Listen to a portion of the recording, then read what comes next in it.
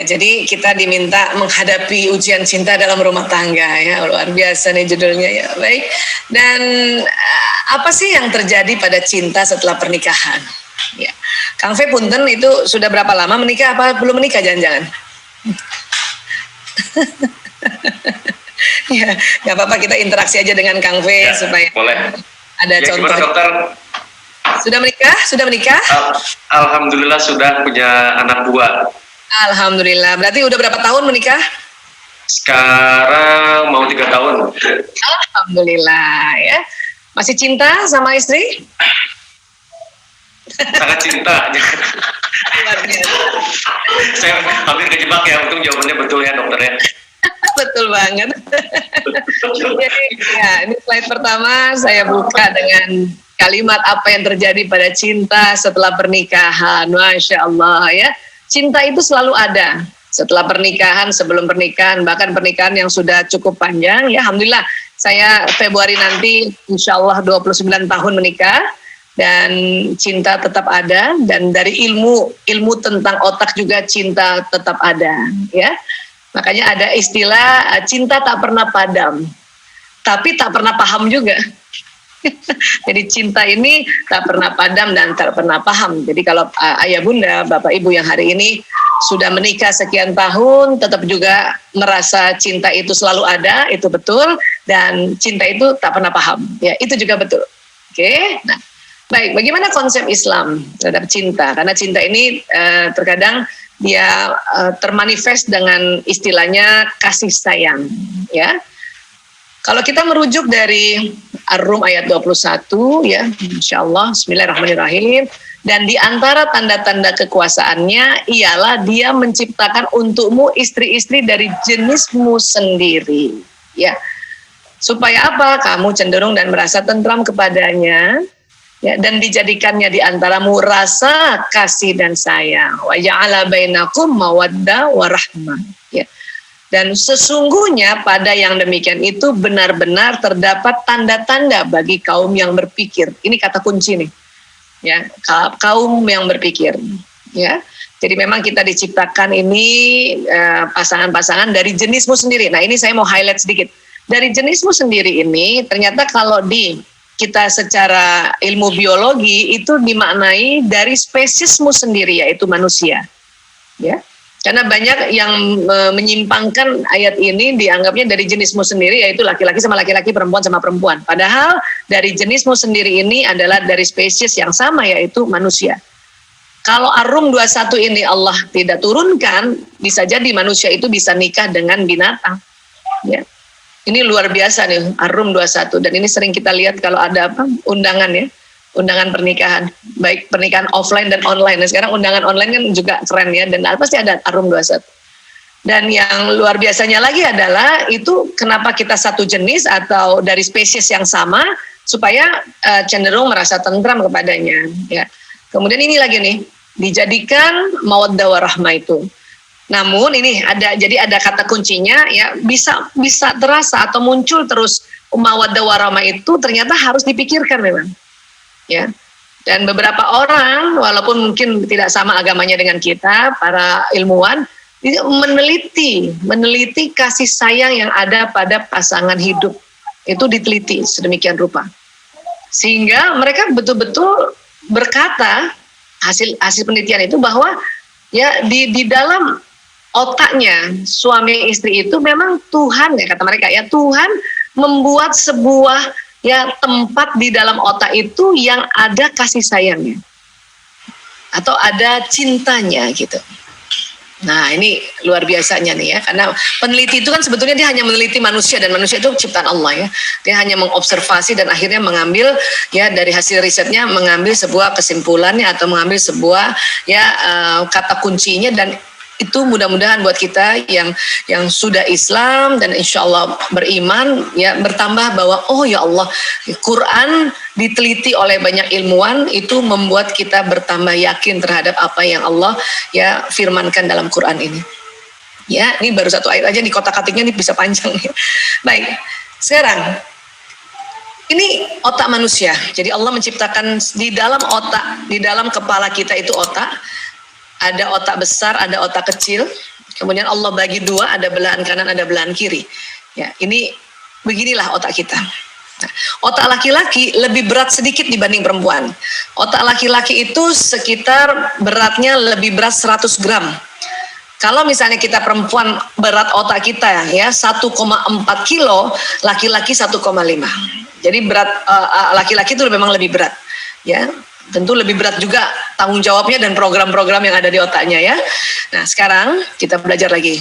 Nah, rupanya di dalam otak manusia Allah desain ada satu organ di dalamnya, itu namanya kelenjar pituitary. Itu persis itu kalau kita lihat ini posisinya ini ya, ini persis di tengah otak, di bawah otak, di dasar otak dan tengah, dia mencolok ke sini. Ini persis di pertengahan dua alis nih. Jadi kalau kita ada pertemuan dua alis ya, ini di bor ke dalam itu dapat kelenjar pituitary. Disinilah tempat yang Allah ciptakan ada hormon cinta dan bahagia. Bahkan juga hormon penghilang rasa sakit. Ya. Jadi Allah ada kasih situ. Dan itu selalu ada. Makanya kalau orang bilang, ya para penyair bilang cinta nggak pernah padam, karena memang sudah ada. Hanya bisa dikeluarkan atau tidak. Nah, karena kalau dia tidak distimulasi untuk dikeluarkan, hormon itu tetap ada di kelenjar pituitary, tidak terasa apa-apa di seluruh tubuh. Tapi kalau kita keluarkan hormon itu, hormon cinta kasih sayang itu, maka ya hormon ini kalau ibarat kalau dalam mobil itu oli, dia masuk ke pembuluh darah, kemudian nanti jalan ke jantung dulu, jantung memompa lagi dan membawa hormon bahagia ini ke seluruh tubuh, naik lagi ke otak, ya dari otak turun lagi ke bawah. Jadi rasa cinta itu terasa dari ujung rambut sampai ujung kaki. Ya, berbagai macam itu ciri-cirinya, ada deg-degannya kah, atau keringat dinginnya kah, atau ada apa ya istilahnya ya, ada pokoknya deh aku mau berjuang untuk dia. Ya, laut kan ku seberangi, wes, gunung kan ku daki. Itu karena kita punya hormon cinta di situ. Ya, jadi sekali lagi cinta nggak pernah padam. Cuman masalahnya dinyalain apa enggak kan gitu. Nah, tapi kenapa ya kok kita masih ada kesel juga, marah juga? Karena di otak manusia Allah desain juga otak emosi. Persis di tengah ini. Ya, persis di tengah ini. Kalau tadi kan dia pituitary ada sekitar sini. Jadi pituitary juga termasuk dia salah satu dari komponen sistem limbik atau the limbic system yang menstimulasi emosi gitu. Jadi ada otak emosi manusia. Jadi selain ada selain kelenjar pituitary yang mengeluarkan hormon cinta, ada juga ya tempat-tempat lain yang mengeluarkan hormon rasa sedih, rasa kesel, marah, jengkel dan sebagainya. Ya, itulah yang nanti kita merasa ya saya sih sebetulnya cinta banget sama dia, tapi juga di sisi lain kesel banget gitu. Apalagi ibu-ibu nih Kang Fe. Oh, tahu sih aku cinta sama suami, tapi kenapa ya begitu? Itu muncul tuh kayak gitu. Kenapa? Karena ini otak emosi. Dan semua manusia ada. Ya, bahkan otak emosi sudah bekerja duluan dibanding otak berpikir. Otak berpikir itu di sini, yang depan. Otak emosi di tengah. Dia di dalam rahim, janin dalam rahim seorang ibu, ya Allah takdirkan otak emosinya bekerja duluan. Maka janin dalam rahim seorang ibu itu ngikutin perasaan ibunya. Kalau ibunya sedih atau jengkel, itu janin itu bisa nyikut itu dinding rahim ibunya, disikut ya, atau di kakinya ya, tumitnya gerak, langsung deh. Ya, jadi ini yang ada di otak manusia. Bahkan bukan hanya manusia, hewan golongan mamalia itu punya limbik system ini. Maka ini terkenal juga dengan istilahnya otak mamalia brain. Ya, ini. Itulah ya kenapa Allah mengingatkan pada kita manusia ini bahwa kita ini kadang-kadang sifat kita ini lebih kayak binatang gitu, bahkan bisa turun derajatnya di bawah binatang karena ya otak mamalia yang ada di otak kita tidak kita kendalikan, maka kita punya tabiat, punya perilaku bisa lebih rendah dari binatang. Ya.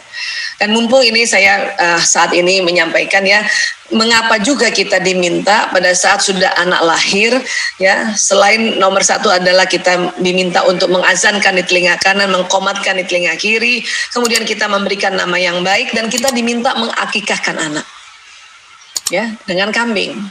Kenapa? Untuk menebus watak binatang yang ada di otak anak itu. Ya, laki-laki 2 kambing, perempuan 1 kambing. Kenapa laki-laki 2 kambing? Karena tadi saya sudah sampaikan berdasarkan riset ini, otak laki-laki lebih berat sedikit dibanding perempuan. Artinya otak emosi laki-laki lebih berat sedikit dibanding perempuan. Memang bukan 2 kalinya otak perempuan, dia lebih berat sedikit. Tapi kenapa korbannya 2 kambing? Ya itu kan nggak ada kita bisa korban kambing 1/4, kan nggak bisa ada mengkorbankan kambing. Maka ya dilambangkan 2 kambing, itu melambangkan otak laki-laki itu lebih besar gitu. Ya, dan dalam waris juga laki-laki lebih besar karena memang otaknya lebih besar. Gitu. Ya. Terus ada yang nanya nih, Kang V, Bu Aisyah bisa nggak sih akikah diganti ayam? Saya bilang nggak bisa, karena yang mau ditebus otak mamalia, ayam bukan mamalia. Nah ini, iya, makanya kenapa saya bicarakan ini, karena jarang banget ada orang bikin tema tentang akikah. Jadi saya sisipkan ini, ya. Kenapa? Karena bertahun-tahun saya ngurus narkoba nih, Kang V, ya. Yeah. Pasien narkoba itu kalau udah kena narkoba, otak emosinya kan terganggu. Ya, narkoba itu mengganggu otak emosi. Nah, namun ada pasien yang sangat kurang ajar, sangat ya dia punya tabiat itu jadi lebih rendah dari binatang. Biasanya saya konsultasi sama orang tua, saya tanya, Pak, sudah akikah belum anak ini? Padahal anak ini udah 30 tahun loh. Waktu saya rawat dia 30 tahun, ada yang 35 tahun, ada yang 40 tahun. Apa kata orang tua? Belum. Dalam hati saya, karena saya tahu konsep ini, saya bilang pantesan dalam hati ya. Tapi saya nggak langsung bilang sama dia pantesan, nggak bilang gitu sama orang tuanya, tapi dalam hati pantesan otak binatangnya belum ditebus. Dan saya ajarkan, Pak, ini di dalam otak manusia begini. Jadi tolong niatkan untuk akikah walaupun sudah umur 40 tahun, akikah lah. Itu baru 1 makna dari akikah dari tinjauan neuroscience. Ya, makna berikutnya kan kita menebusnya potong kambing, kan kita berarti kan merelakan ya uang kita belikan kambing, dan kambing harganya stabil. Dari dulu sampai sekarang kambing itu stabil. Ya. Nah, kemudian kita berbagi, udahlah ini uang kita berbagi. Itu supaya apa?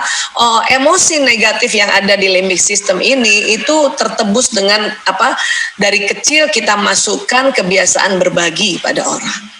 Ya. Itulah pada saat kita memberikan dalam bentuk sedekah, ya, baik itu yang infak kah, zakat kah, wakaf kah, itu kalau dari kecilnya si bayi ini sudah kita lambangkan untuk dia berbagi dalam akikah, itu insya Allah mudah banget melakukan ya amal-amal seperti itu. Ya, jadi saya bicara karena berdasarkan saya punya pengalaman empirik dan juga sayangnya waktu itu saya nggak bikin ya. Mudah-mudahan ada waktu saya bikin risetnya. Jadi ada sekian persen nih apa gitu ya. Mudah-mudahan kayak gitu. Jadi penting akikah artinya kesimpulannya. Oke? Ya. Nah sekarang kita lihat dari samping, di samping kiri. Ya. Jadi otak mamalia itu di sini tengah, persis di otak bagian tengah. Ilmuwan otak mengatakan otak mamalia ini inti magnetnya otak, karena dia di tengah, persis di tengah. Ya, berapa sih kurang lebih ukurannya? Ya sekepalan tangan masing-masing. Coba Kang V lihat tangannya segini. Ini segini nih otak emosinya nih. Makanya ingat nggak kalau kita berantem kalau kecil, awas loh kan gitu. Itu bukan saja kepengen nonjok, bukan, ini loh otak emosi gue segini, itu bawah sadar kita bawa awas loh gitu. Dia di dalam sini, di dalam. Ya, nah kemudian manusia Allah lengkapi lagi dengan otak reptil yang ada di daerah tengkuk ini, ya disebut juga batang otak. Nanti lanjut ke bawah ini menjadi sumsum tulang belakang. Dari sumsum tulang belakang inilah jalan serabut-serabut saraf. Ya, nah mamalia juga begitu, ada otak mamalianya dan ada otak reptilnya. Kalau reptil cuman ada otak reptil, nggak punya otak mamalia. Nanti yang membedakan mamalia dengan kita itu ini neokorteks. Lapisan neokorteks manusia lebih tebal karena lebih banyak isi program-programnya, termasuk program watak, bakat, ya, program yang lain-lainnya. Dan paling depan ini punten Kang V, kita pakai bahasa Latin karena perjanjian internasionalnya gitu ya. Nah nggak usah dihafal tapi asal tahu aja. Di bagian depan itu disebutnya prefrontal cortex. Disinilah ilmu, pengetahuan, nasihat atau pelajaran apapun masuknya di sini. Ya, nah tadi kelenjar pituitari yang di sini nih, yang tadi mengeluarkan kebahagiaan. Ya, kita bisa keluarkan kebahagiaan ini kalau kita punya ilmunya. Kita punya ilmunya gitu. Kita walaupun bukan ilmu tentang otak ya, kita punya ilmu. Abis kita dengarkan tausiah daripada guru-guru kita mengatakan bahwa ya suami ini jembatan surga, kan masuk tuh di otaknya para istri kan. Ya, suamimu itu sudah terukir di lauh mahfuz, kan masuk di otaknya istri kan. Akhirnya dengan ilmu itu kita bisa menstimulasi kelenjar bahagia. Akhirnya kita menatap suami sambil melihat dengan penuh kebahagiaan gitu, tatapannya kriuk-kriuk gitu. Bukan tatapan sinis kan gitu.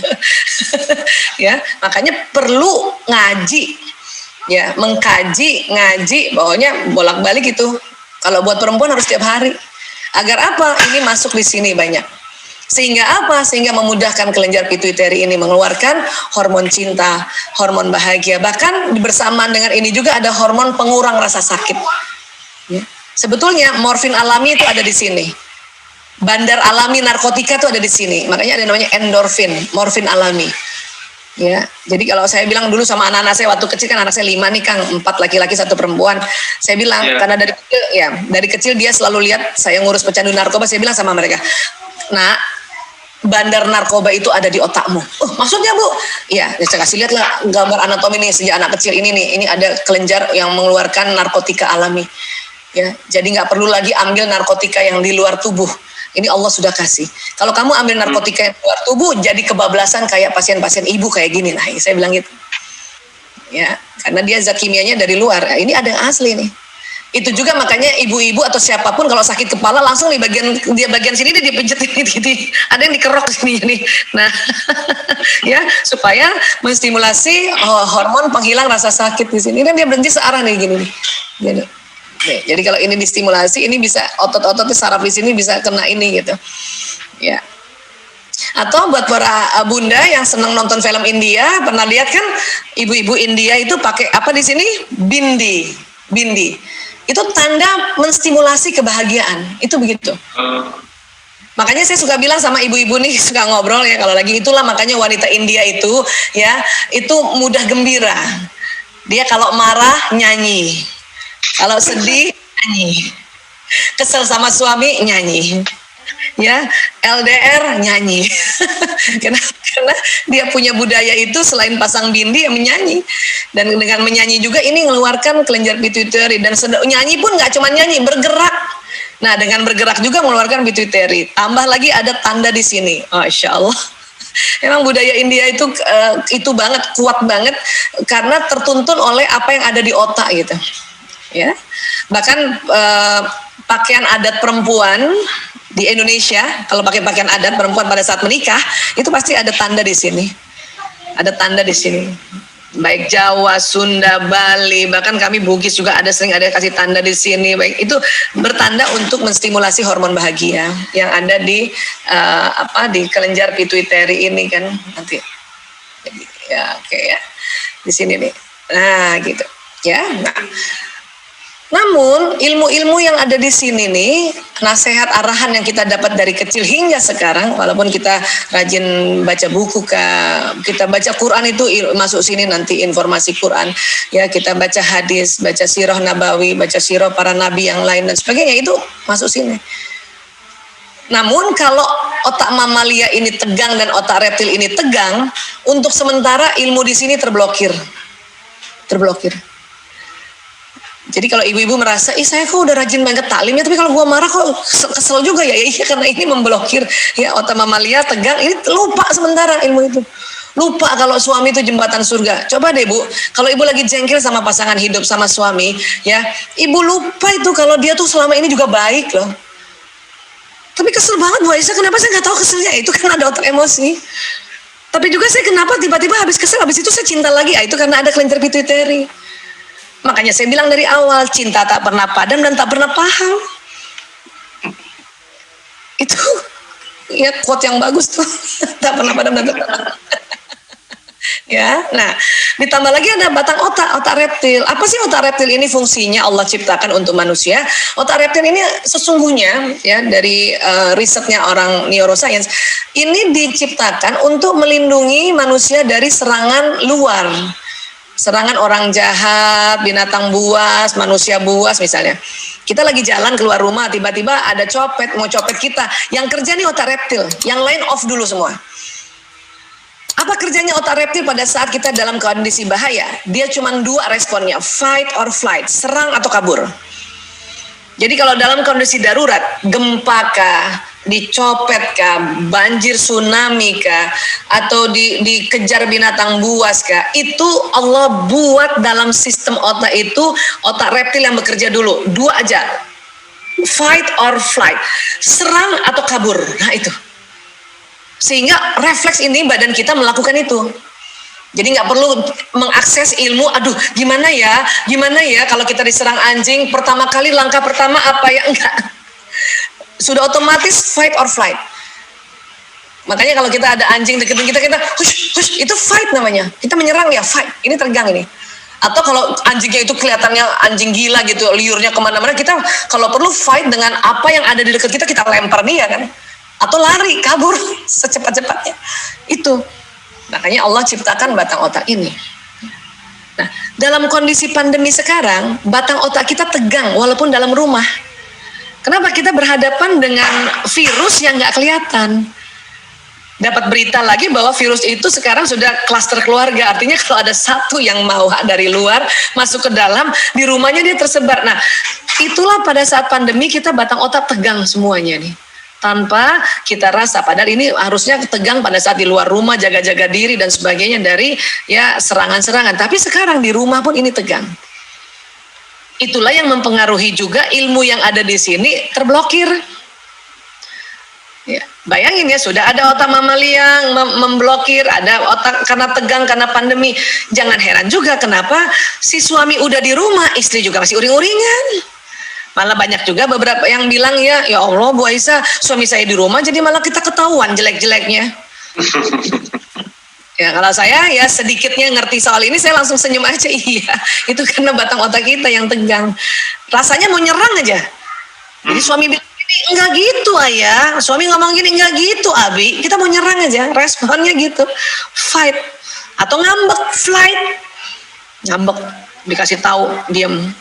Terus ditanya deh, ya, Umi marah ya, langsung bilang enggak. Itu kita flight namanya itu. Ya, nah batang otak tegang. Nah, untuk itu makanya dalam sesuai judul ini, untuk kita menghadapi ujian cinta dalam rumah tangga, ya kalau dari sisi ilmu otak, ayo gimana caranya merilekskan ini dan merilekskan ini gitu. Sehingga cinta keluar dari pituitari, tambah ilmunya di sini, kan asik kan gitu. Walaupun tambah ilmu, kalau kita nggak tahu bagaimana ngerilekskan ini, ya ini terblokir. Namun saya tahu Bapak Ibu tanpa sengaja barangkali sudah melakukan bagaimana cara merilekskan mamalia dan otak reptil ini. Udah tahu dan sudah pakai. Hanya hari ini kita ini kan saja ya, jadi sebuah, mudah-mudahan jadi sebuah pencerahan aja. Oh kayak gitu. Kalimat oh kayak gitu itu akan menambah ya daya kita untuk memanage kita punya kecerdasan emosi ya, dan otomatis kecerdasan spiritual akan muncul kan gitu. Ya, sampai sini kita dapat dulu ya konsepnya ya, bahwa untuk menghadapi ujian cinta ya, kita anggap itu ujian karena ini ada ini nih, diuji untuk bagaimana mengatasi si limbic system dan otak reptil ini. Karena cinta itu sudah ada di sini. Ya, nggak pernah hilang, ada di sini. Bahkan yang mau adalah ini keluar, masuk pembuluh darah, jalan ke jantung gitu. Ya, oke. Baik, next. Ya. Nah, emosi di dalam otak itu dia ada 2, ada emosi negatif, ada positif. Allah takdirkan begitu. Kemudian emosi ini kalau dia digabungkan dengan ilmu hawa nafs, inilah nafsu lawama, nafsu amarah dan mutmainnah, itu ada di otak emosi tadi, limbic system tadi di situ. Ya. Jadi ketemu nih antara apa yang diajarkan dan kemudian diriset oleh para ahli. Oh, karena emosi nggak selamanya negatif, ada yang positif. Nafs juga begitu, nggak semuanya negatif, ada yang positif, yaitu mutmainnah. Itu ada di otak limbik tadi. Ya, di sini. Apa aja sih emosi negatif yang ada di sini? Kira-kira ya ada ini apati. Apati ini yang paling rendah nih frekuensinya. Apati ini ya adalah rasa putus asa. Kenapa muncul apati? Karena sedih berkepanjangan. Kenapa muncul sedih? Karena takut yang berkepanjangan. Kenapa muncul takut? Karena tergesa-gesa terus maunya apa. Kenapa tergesa-gesa? Karena kesel, marah. Kenapa marah? Karena sombong gitu. Jadi urutannya kayak gitu. Ya. Dan itu ada semua di otak kita. Jadi kalau kita suatu ketika sedih, suatu ketika takut, kadang-kadang sombong, kadang-kadang marah, kadang-kadang putus asa, itu ada memang di otak kita. Namun yang diharapkan adalah bagaimana kita membuat emosi negatif ini naik levelnya atau menjadi emosi yang positif. Apa saja positif? Ada courageous, semangat, ya, menerima, bersyukur, ya, di situ ada damai, cinta, pencerahan, itu juga ada emosinya di sini. Dan kita semua ada, termasuk anak-anak, bahkan hewan golongan mamalia. Maka buat para pecinta kucing misalnya, pernah kan lihat kucing sedih, kucing takut, kucing putus asa, kucing sombong, ada tuh. Ya, Kang Fe pernah lihat kucing sombong? Biasanya kucing betina sombong banget kalau pas terang bulan. Karena kan dia diincar oleh kucing jantan, makanya kucing betina sombong banget, jalannya kepalanya diangkat, ekornya diangkat, itu kucing sombong banget. Ya, digangguin oleh kucing jantan kan biasanya tuh birahi pada muncul tuh pada terang bulan itu kan. Ya, kan ada pernah dengar nggak dialognya kucing kawin? Tuh.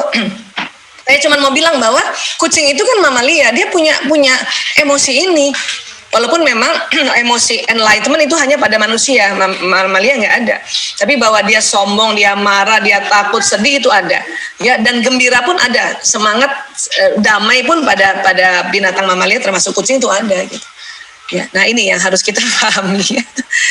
Oke, kucing ini yang jadi ngomongin kucing ya. Siapa tahu ada yang pecinta kucing ya. Para pecinta kucing langsung tahu, oh iya bener ya, kucing saya kadang-kadang marah sama saya kalau kita acuhkan dan sebagainya. Ya, kayak gitu.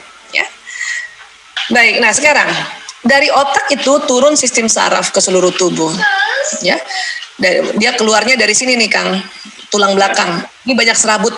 Nah inilah makanya disebut sumsum tulang. Ini terdiri dari serabut-serabut. Nanti dari tulang belakang keluar serabut-serabut ini, tali temali. Nah, kerja sistem saraf kalau kita mau analogikan itu kerjanya kayak kabel listrik. Kabel listrik dia jalan listrik. Untuk apa listrik itu? Membawa pesan. Dari mana? Dari apa yang dipikirkan. Apa emosi kita tadi. Kalau lagi marah, nggak cepet-cepet diganti marahnya. Atau anak-anak sekarang nggak cepet move on. Itu turun ke bawah. Marah. Ya. Dan apa yang dipikirkan. Kalau kita pikirkan, sudah masuk informasi bahwa di Ar-Rum 21 dikatakan bahwa antara kita nih pasangan hidup ada mawaddah warahmah. Ya. Kemudian intinya adalah bagi tanda-tanda bagi kaum berpikir. Makanya harus pikirin bagaimana ya caranya mensimulasi mawaddah warahmah. Ya. Nah, itu juga jalan nanti. Nah, makanya sikap kita ini mencari tahu bagaimana. Salah satunya buat Bapak Ibu hadir untuk hari ini karena lihat judulnya, tak perlu resah. Yuk hadapi cinta. Itu kan menggelitik sekali karena kita mikir bagaimana sih kita menghadapi cinta ini gitu. Nah, itulah akhirnya jalan nih. Cari seminar yang menghadapi cinta, cari seminar tentang cinta, akhirnya dapatlah dan ikut hari ini. Itu, ya. Nah, informasi ini juga jalan lewat apa? Apa yang dilihat, dia jalan. Apa yang didengar, dia jalan. Apa yang diucapkan, dia jalan. Dia jalan. Dia membawa pesan, baik ke otak maupun ke badan. Ya, nanti terjadi kerjasama antara pembuluh darah nanti. Ya, nah, jadi apa yang diucapkan tuh jalan. Termasuk juga apa yang kita lafazkan, dia jalan. Astagfirullahalazim, itu jalan loh, astagfirullahalazim. Aku mohon ampun pada Allah yang maha agung, dia jalan. Bismillahirrahmanirrahim. Bismillah. Tadi Kang Fe ajak kita baca ya Ummul Quran itu, habis baca basmalah, baca apa itu jalan tuh. Setiap apa yang kita lafazkan ya itu jalan. Termasuk ngomong biasa gini, dia jalan. Jalan. Apalagi diulang-ulang. Basmalah diulang-ulang, jalan 2 kali, diulang lagi 3 kali, Bismillahirrahmanirrahim, itu jalan di badan saya. Bismillahirrahmanirrahim, jalan lagi di badan saya. Terus. Dan menurut penelitian Bapak Kiai Haji Insinyur Agus Mustafa bersama teman-teman di Universitas Airlangga, tubuh manusia secara bawah sadar, saya katakan bawah sadar ya. Kalau kita sebut kata Allah dan kalimat yang ada Allah, itu gembira sel-sel tubuh kita ini. Kayak gitu, gitu kayaknya gembira. Karena semua sel tubuh dari ujung kepala ini sampai di bawah itu jumlahnya triliunan, lebih banyak dari penduduk di bumi ini, dan bisa berkoneksi dan berkomunikasi. Ya, dan tentu setiap ada pesan apa yang dari luar dibawa oleh sistem saraf ini, dia memberi pesan pada sel-sel itu. Dan kemudian dia bekerja sama dengan pembuluh darah, bekerja sama dengan jantung ini. Nanti otak yang berpikir merasakan ya jantung ini, otak yang berpikir jantung yang merasakan. Nah, jantung inilah yang kesepakatan saat ini para ilmuwan, ulama yang belajar neuroscience juga itu ini yang disebut kolbu. Ya, antara sistem saraf dengan pembuluh darah ini sering jalannya bersamaan. Sistem saraf memberikan masukan pada pembuluh darah, memberi kata, memberi input dan sebagainya. Akhirnya nanti kelenjar pituitari nanti ini bisa keluar kalau kita ngomongnya baik-baik atau kita bicara selalu kata Allah, Allah itu kelenjar pituitari mengeluarkan dopamin, mengeluarkan hormon cinta. Makanya kita rasa banget cinta pada Allah. Ya, salawat demikian juga Allahumma sholli wa sallim ala sayyidina. Setiap kita lepaskan itu, ya pituitari keluar, dia masuk pembuluh darah, masuk dulu ke jantung, jantung pompa lagi ke seluruh tubuh, maka bergetarlah kita semua ini. Ya, itu yang terjadi di dalam sistem tubuh. Ya, kalau ada ilmunya ilmunya sering disebut neuro linguistic program. Ya, neuro ini sistem saraf, linguistik itu apa yang diucapkan baik dari mata bisa berucap kan, mendapat pesan, telinga juga mendapat pesan, ucapan dapat pesan, ya program yang ada di sini dia bersatu gitu. Ya.